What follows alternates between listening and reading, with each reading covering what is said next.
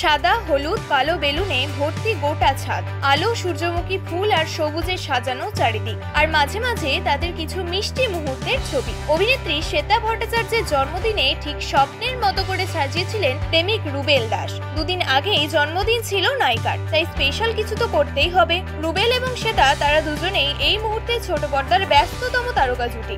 এই মুহূর্তে অভিনেত্রীকে দর্শক দেখেছেন কোন গোপনে মন ভেসেছে ধারাবাহিকে। অন্যদিকে রুবেলকে দেখা গিয়েছে নিম ফুলের মধু ধারাবাহিকে। এমনই সিরিয়ালের সেট থেকেই তাদের প্রেম। শোনা যাচ্ছে 2025 সালের ফেব্রুয়ারি মাসে বিয়ে করবেন তারা। বিয়ের প্রস্তুতিও নাকি শুরু করে দিয়েছেন। উপহার, কেক সমস্ত কিছু দিয়ে রুবেল শ্বেতার জন্মদিনটিকে আরো বিশেষ করে তুলেছেন। কিন্তু এত কিছুর মাঝেও জন্মদিনের সবচেয়ে মন কেড়েছে কি শ্বেতার? ভিডিও পোস্ট করে জানিয়ে দিলেন নায়িকা। একটি মিষ্টি ভিডিও পোস্ট করে শ্বেতা লেখেন, আমার জন্মদিনের সেরা উপহার তোর লেখা চিঠি আর আমাকে ডেডিকেট করে তোর করা নাচ। বাবাই, সত্যি আমি তোর জীবনে এতটা স্পেশাল। আমাকে যে জায়গাটা দিয়েছিস আমি তার মূল্য রাখবো বাবাই, কথা দিলাম। আর একটা কথা, এইভাবেই ভালোবাসিস, এইভাবেই পাশে থাকিস, কথা দিচ্ছি তোকেও আগলে রাখবো। বোঝাই যাচ্ছে শ্বেতার জন্মদিন উপলক্ষে অনেক কিছুই ভেবেছিলেন রুবেল, আর প্রেমিকের ভাবনাকে যথাযথ মূল্যও দিয়েছেন শ্বেতা। প্রেমের চিঠি থেকে বিশেষ নাচ, এক কথায় সবকিছু পেয়ে শ্বেতা যে মুগ্ধ